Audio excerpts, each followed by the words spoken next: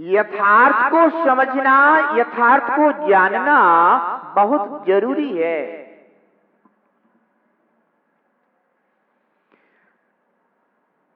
संसारी जीव का स्वभाव बन जाता है कि वह अपनी प्रशंसा सुनकर के यह समझ बैठता है कि मैं इस योग्य हो गया हूं।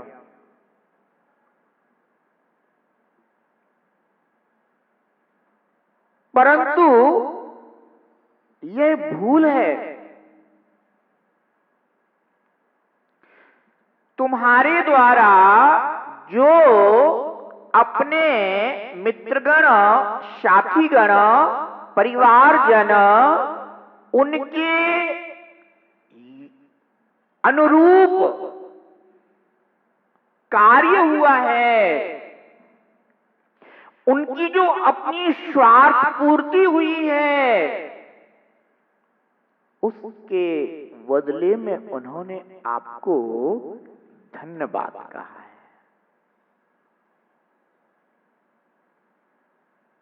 मैं तो तब मानूं जब वे आपके वास्तविक प्रशंसनीय कार्य को जानकर आपको धन्यवाद दें।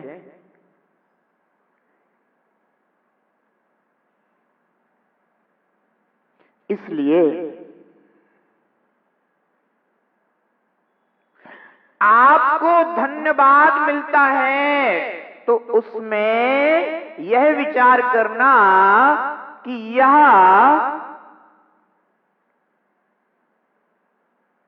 किस तरह से हमें बोला जा रहा है, किस प्रयोजन से बोला जा रहा है।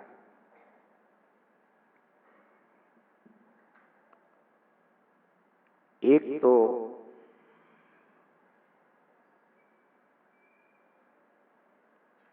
राग द्वेष को जीतने वाले, वीतराग भाव में स्थित होने वाले ऐसे निर्ग्रंथ योगी जन जब कभी साधर्मी जनों को देखते हैं और उनके द्वारा जो स्वापरितकारी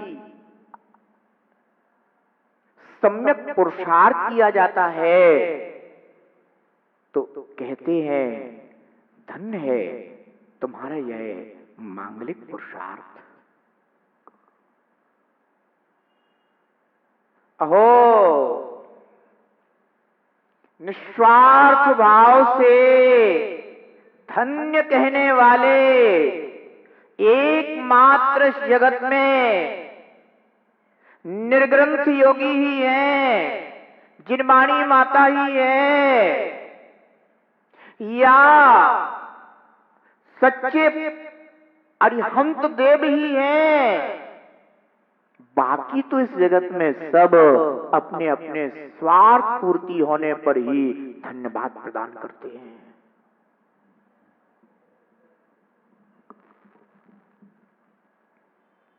वो जीव यह विचार कर कि मेरी यह पर्याय धन्य है अथवा नहीं है,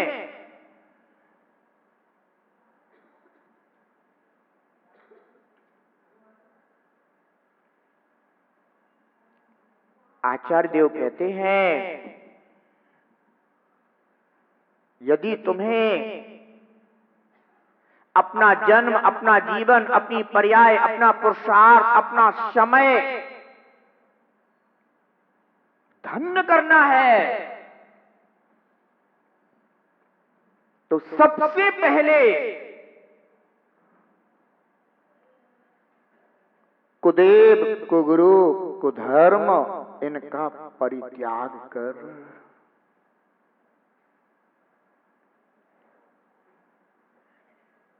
इनका त्याग किया क्या? बोलो ना।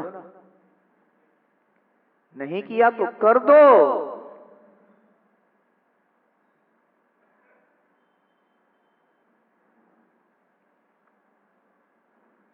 क्योंकि इनका त्याग किए बिना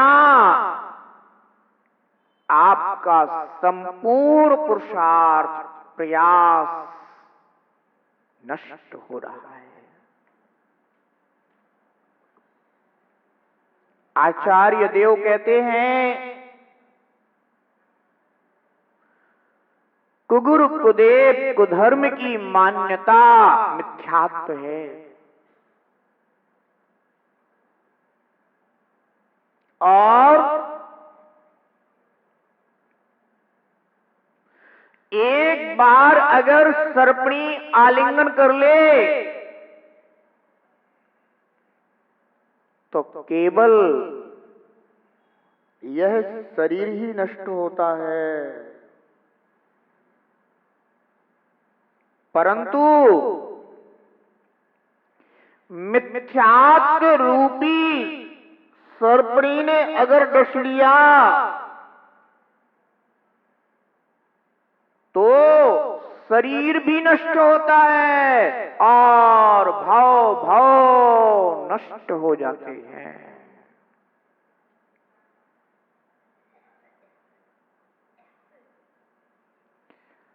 अनंग शिरा चक्रवर्ती की पुत्री थी।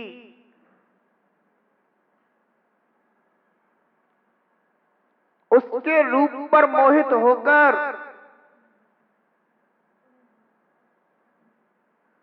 पुनर्वसु विद्याधर ने उसका हरण कर लिया और वह उसे आकाश मार्ग से ले जा रहा था। पीछे से अनंग शिरा के आत्मीय जन, भ्राता जन, संबंधी जन पुनर्वसु से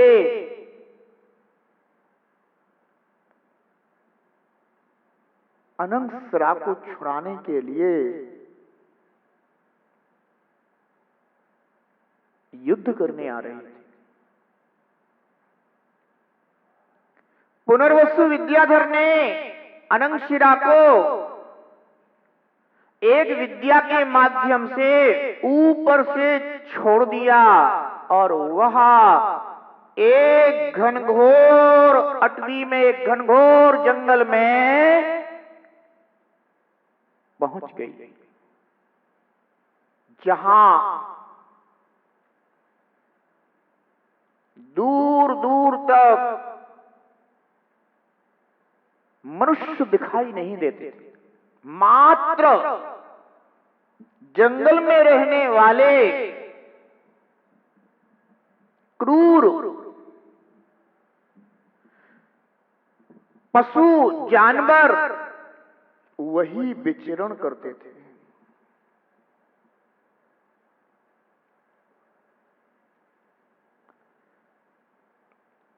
कैसा पाप कर्म का उदय हुआ कि चक्रवर्ती की पुत्री और जंगल में जीवन यापन करने के लिए मजबूर हुई।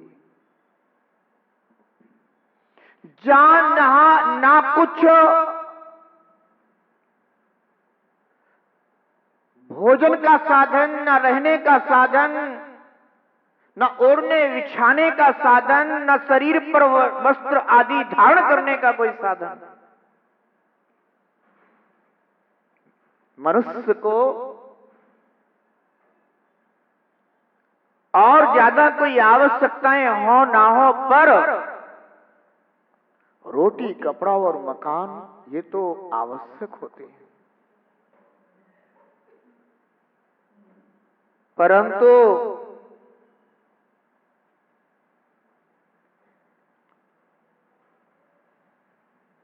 दुर्लंघ कर्मों को बांधना और उनको भोगना जीव की अनादिकालीन परंपरा रही है।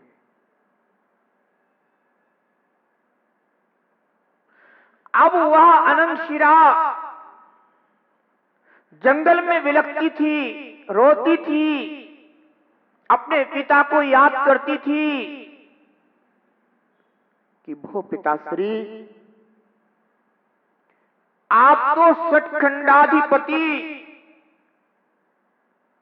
कहलाते हो, चक्रवर्ती इस पद को प्राप्त हो, फिर अपनी पुत्री को इस घोर वन से क्यों नहीं ले जाते? परंतु पिता ने भी बहुत प्रयास किया, पर पुत्री का पता नहीं चला। जब अशुभ कर्मों के उदय आते हैं तो दूर की वस्तु तो दूर की बात है, निकट की वस्तु भी दृष्टि से ओझल हो जाती है।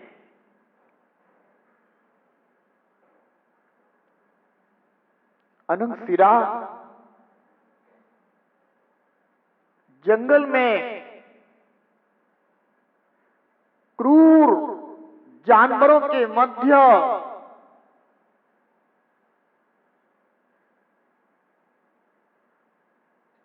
अपना जीवन व्यतीत करती रही।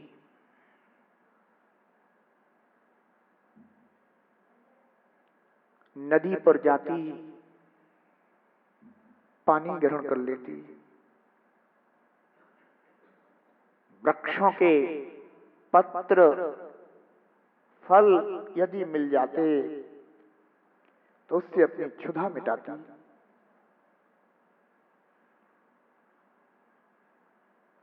कितना पुण्य पाया कि चक्रवर्ती की पुत्री हुई, और कैसा पाप कर्म का उदय हुआ कि दरिद्र कुल में भी अगर कोई पैदा हो तो उसे भी ऐसा जीवन जीने को नहीं मिलता। भले ही सूखी रोटी ही सही, फटे पुराने वस्त्र ही सही, टूटी झोपड़ी ही सही, पर इतना तो जीव को भी प्राप्त हो जाता है। इसलिए जिनेंद्र देव कहते हैं, कर्म करने वाले धन नहीं है, कर्म काटने वाले धन है।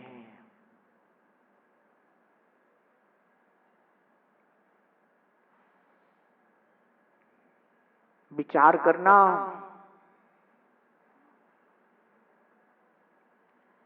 कर्म करने वाले जीव संसार में किस तरह से पुण्य और पाप कर्मों का फल भोगते हैं, पर धर्म करने वाले कर्मों का नाश कर हमेशा हमेशा के लिए इन संसार के दुखों से मुक्त हो जाते हैं। अनंतशिरा 3000 वर्ष तक उस घोर जंगल में जैसे तैसे अपना जीवन व्यतीत करती रही।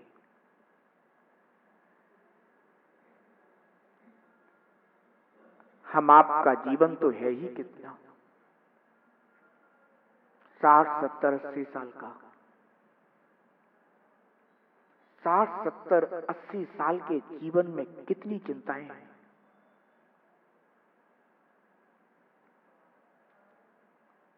जीवन को साधने के लिए कितने शुभाशुभ परिणाम हैं, कितने शुभाशुभ कृत्य हैं, कितनों से बुराइयां, कितनों से वैरभाव, कितनों के साथ दुर्व्यवहार। एक छोटे से जीवन के लिए कुछ साधन एकत्रित करने के लिए कितने दुष्कृत, कितने खोटे उद्यम यह जीव कर डालता है।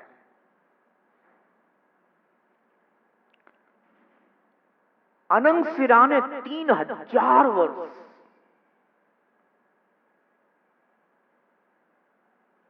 जहां केवल पशु जानवर विचरण कर रहे हो, जहां एक मनुष्य दिखाई नहीं देता हो, ऐसी घोर अटवी में, जंगल में अपना जीवन व्यतीत किया।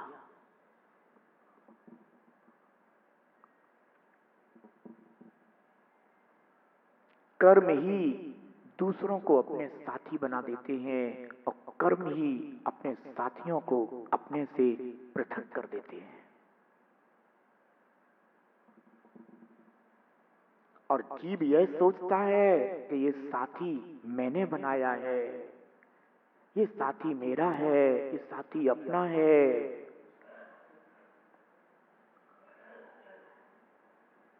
और इस भूल को कभी स्वीकार नहीं कर पाता कि जो भी साथी आज मुझे मिले हैं, ये मेरे कर्म नहीं, जो मेरे कर्म हैं, उन कर्मों के कारण मिले हैं। अगर कोई कर्म उदय में आ जाए, अशुभ कर्म उदय में आ जाए, तो जो साथी है वे ही अपनी दृष्टि से ओझल हो जाएंगे। भोजी,